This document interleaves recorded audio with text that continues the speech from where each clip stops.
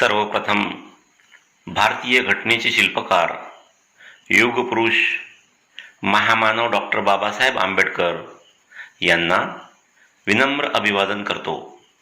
आजच्या कार्यक्रमाचे अध्यक्ष, प्रमुख पाहुणे, उपस्थित सर्व उपासक आणि उपासिका, बालक आणि बालिका. आज 14 एप्रिल म्हणजेच भीम जयंती आहे. मित्रांनो, हा दिवस म्हणजे केवळ एका महापुरुषाची जयंती नाही, तर हा दिवस म्हणजे करोडो वंचितांच्या स्वप्नांची उगवलेली पहाट आहे. कारण याच दिवशी रामजी सकपाळ आणि भीमाई यांच्या पोटी एक ज्ञान सूर्य जन्माला आला. हा दिवस म्हणजे अंधाऱ्या रात्रीनंतर उगवलेला सूर्य आहे आणि तो सूर्य म्हणजेच भारतरत्न, विश्वरत्न, महामानव बोधिसत्व डॉक्टर भीमराव रामजी आंबेडकर आहेत. मित्रांनो, हे सत्य आहे की सोने तापवले की ते अधिक तळपते आणि हिऱ्याला घासले की तो अधिक चमकतो. बाबासाहेबांचे जीवन म्हणजे याच सत्याचे जिवंत उदाहरण आहे. विचार करा, एक लहान मुलगा ज्याला शाळेत शिपाई पाणी द्यायला नकार देत असे, ज्याला वर्गाबाहेर बसावे लागे, जातीच्या नावाखाली ज्या मुलाचा छळ करण्यात येत असे, त्याच मुलाने पुढे जाऊन कोलंबिया विद्यापीठातून पदवी घेतली, लंडन स्कूल ऑफ इकॉनॉमिक्समधून डॉक्टरेट मिळवली आणि स्वतंत्र भारताची राज्यघटना लिहिली. त्या काळातील जातीयवादी लोकांनी बाबासाहेबांचा वेळोवेळी अपमान केला, पण बाबासाहेब आपले स्वप्न, आपले ध्येय न विसरता सतत कार्य करतच राहिले. बाबासाहेबांचा हा धडा आज प्रत्येक विद्यार्थ्याने मनात कोरायला हवा. बाबासाहेबांनी आपल्याला शिका, संघटित व्हा, संघर्ष करा असा संदेश दिला.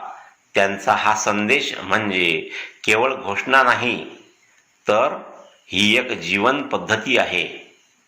त्यांनी स्वतः शिक्षणाला आपले सर्वात मोठे शस्त्र मानले, कारण त्यांना ठाऊक होते की तलवार माणसाला मारू शकते, पण ज्ञान माणसाला जगवते, उभे करते, उंच ध्येयावर नेते.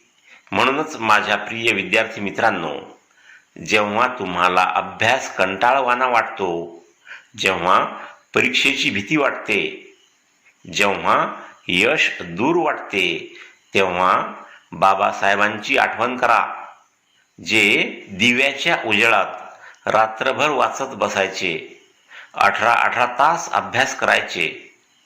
मित्रांनो, बाबासाहेबांनी लिहिलेली भारतीय राज्यघटना म्हणजे केवळ कायद्यांचा संग्रह नाही, तर भारतीय राज्यघटना म्हणजे या देशातील प्रत्येक नागरिकाला समता, स्वातंत्र्य, बंधुता आणि न्यायाचे दिलेले वचन आहे.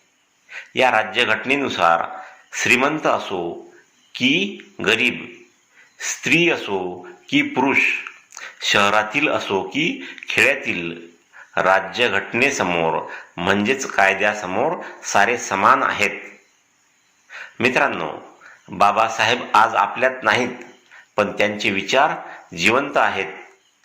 ते विचार जगवायचे असतील तर प्रत्येक मुलाने जात, धर्म, गरिबी यापुढे न झुकता शिकले पाहिजे.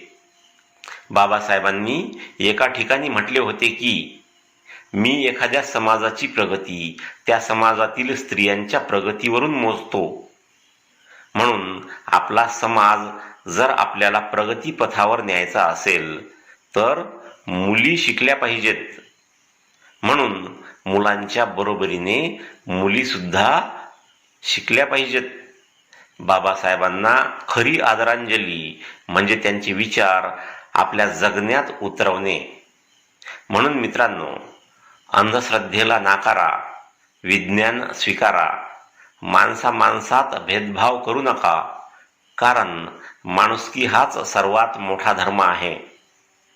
मित्रांनो, एक दिवा विझतो तेव्हा अंधार होतो, पण तो दिवा जर लाखो दिव्यांना पेटवून गेला असेल तर अंधार कधीच होत नाही. बाबासाहेब हे असाच एक दिवा होते जे स्वतः जळाले आणि कोट्यावधी मनात प्रकाश पेरून गेले. आपण सारे त्या प्रकाशाचे वारस आहोत. तो प्रकाश आम्ही विझू देणार नाही, अशी आज आपण सारे मिळून प्रतिज्ञा करायला हवी. एवढे बोलून मी माझे भाषण संपवितो. जय भीम, जय भारत, जय संविधान. मित्रांनो, हा व्हिडिओ तुम्हाला आवडला असल्यास कृपया व्हिडिओला लाईक करा, व्हिडिओ आपल्या मित्रांमध्ये शेअर करा, तुमच्या चांगल्या चांगल्या कमेंट्स मला पाठवा आणि पहिल्यांदाच या चॅनलला भेट दिली असल्यास कृपया या चॅनलला सबस्क्राईब करा आणि बेल आयकॉनला प्रेस करून त्याला ऑलवर सेट करून ठेवा, म्हणजे मी अपलोड केलेला प्रत्येक व्हिडिओ तुमच्यापर्यंत लवकरात लवकर पोहोचेल. भेटूया पुढील व्हिडिओमध्ये.